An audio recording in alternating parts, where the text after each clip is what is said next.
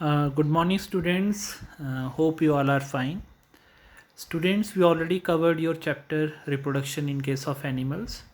So, in today's assignment, we are only just revise your diagrams, and now we are going to start with a quiz that is based upon the same chapter reproduction in animals. So, the first question is, what is the similarity between the birds and frog in case of their development? I again repeat the question. What is the similarity between the birds and frog in case of development? Please recall. बच्चे it's my humble request to all of you, आप अपनी pen और copy साथ में रखिए. ठीक है, जितने भी क्वेश्चन हैं उनके साथ आप टिक मार्क करिए प्लीज़. ठीक है, इट्स नॉट पॉसिबल कि मैं आपके आंसर दे सकूं. Please write your answer. If your answer is right then give you 5 marks.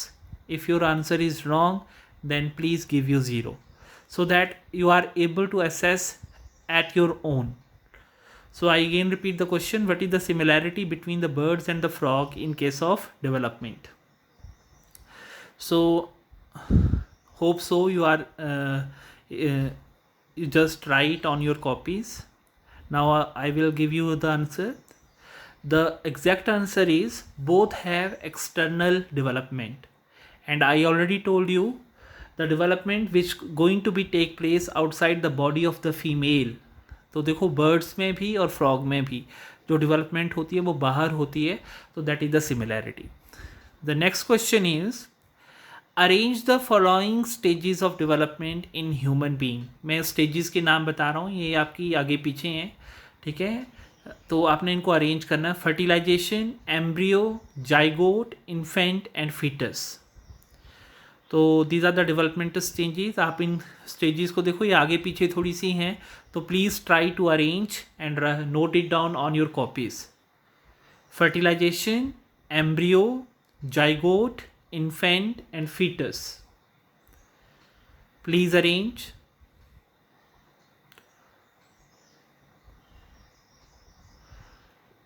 Now I will show you the answer. The first is fertilization, that is the union of male and female gamete.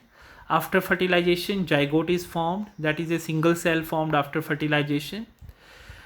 Zygote divide again and again, and it will form a cluster of cell that is called embryo. The stage of developing embryo where the body organs can be identified is called fetus, and at last a newborn baby is called infant. Hope most of you all write the correct answer. The third question is which of the following have indirect development. मैं आपको देखो 3-4 organisms के मैंने आपको नाम दिए, तो आपने बताने इनमें से इनडायरेक्ट डेवलपमेंट किसकी है. Frog, hen, butterfly and pigeon. Frog, hen, butterfly and pigeon. indirect development. Please note down your answer. The more than one answer, more than one given organism should be correct. यानी एक से ज़्यादा organism भी आपके हो सकते हैं. Please note down करें. The answer is frog and butterfly, because यहाँ पे जो यंग वंस होते हैं और अडल्ट फ्रॉग में there are lot of changes. जो यंग वंस होते हैं they have the larval stage, frog have tadpole, butterfly have the caterpillar और pupa. So they are changes into adult one, और ऐसी डेवलपमेंट को हम Metamorphosis का नाम दे देते हैं. आगे नेक्स्ट क्वेश्चन है द फर्टिलाइजेशन इन, सॉरी यहाँ पे थोड़ी स्पेलिंग मिस्टेक है, ह्यूमन फीमेल टेक्स प्लेस. यानी फीमेल रिप्रोडक्टिव सिस्टम के किस पार्ट में फर्टिलाइजेशन होती है. Please note down your answer.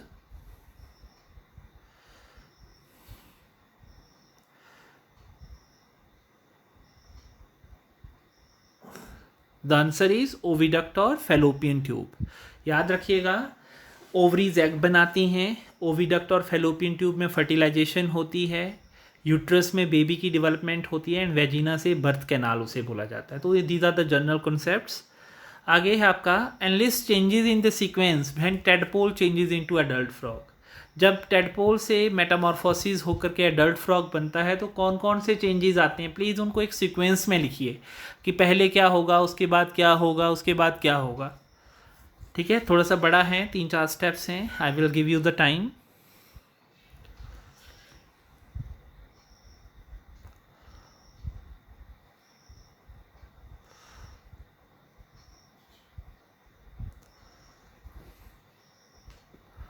Hope you right. The answer is, मैंने यहाँ पे लिखा है, देखो सबसे पहले आपने हैं हाइंड लेग्स। सबसे पहले मैंने आपको बताया था पीछे वाली टांगें बनती हैं, उसके बाद फ्रंट लेग्स बनती हैं, टेल शॉर्ट हो जाती है। पल्मनरी रेस्पिरेशन मीन पहले वो गिल्स से रेस्पिरेशन करते हैं, अब उनमें लंग्स के थ्रू रेस्पिरेशन भी स्टार्ट हो जाती है, और जो लंग्स के लिए हम टर्म यूज़ करते हैं पल्मनरी। और लास्ट है intestine shorten to adapt carnivorous diet. ठीक है, इंटेस्टाइन शॉर्ट हो जाती है, कार्निवोरस डाइट हो जाती है। ठीक है, तो ये आपके 3-4 चेंजेस हैं, तो आपको ठीक है, आप अपने अकॉर्डिंग उसको देख लिया, आपने इस तरह से इनको बताना है। आगे नेक्स्ट क्वेश्चन है, but function performed by the tip of the head of human male sperm. जो स्पर्म होते हैं उनमें टिप ऑफ द हेड का क्या फंक्शन होता है? आपको पता है कि स्पर्म के 3 पार्ट हैं, head, middle piece and tail. तो यहाँ पे हेड का फंक्शन मैंने आपसे पूछा है, प्लीज़ एक लाइन के अंदर लिखें कि क्या फंक्शन हो सकता है उसका।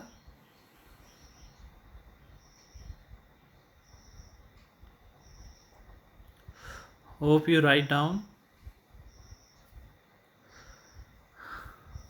Okay, now I am going to show you the answer that produces enzyme to digest the eggshell। मैंने आपको बताया था कि जब भी एग के कांटेक्ट में स्पर्म आते हैं तो उनका हेड पोर्शन आता है, और वो एक ऐसे एंजाइम प्रोड्यूस करेंगे ताकि जो फीमेल का जो एग है उसकी शेल को वो डाइजेस्ट कर सकें, ताकि इजीली आपका फर्टिलाइजेशन का प्रोसेस जो है वो हो सके।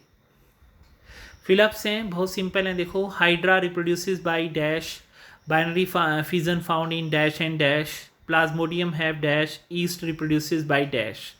प्लीज़ नाउ लिखें इनके बारे में, हाइड्रा कैसे रिप्रोड्यूस करेगा, बाइनरी फिजन कैसे होता है।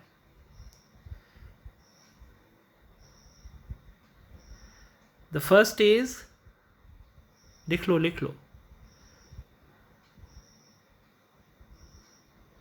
आपने मोड ऑफ एसेक्सुअल रिप्रोडक्शन बताना है यहाँ पे।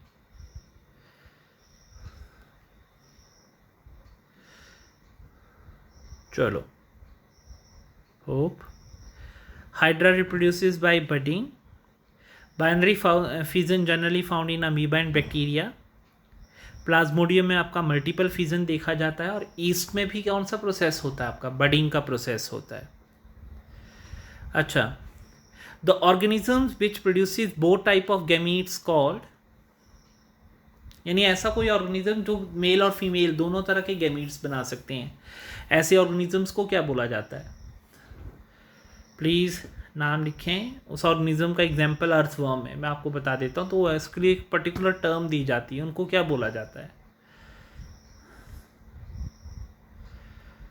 Hope you note down.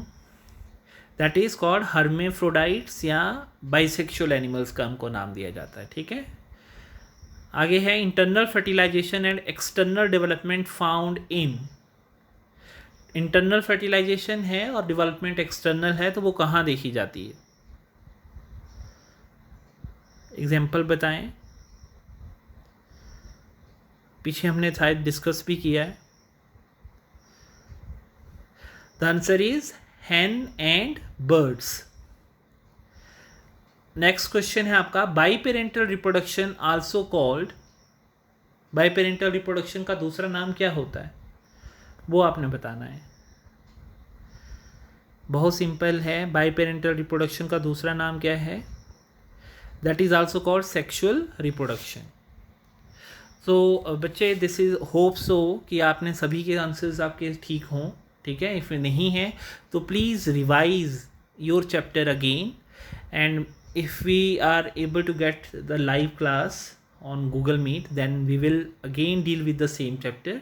Till then, take care. God bless you all.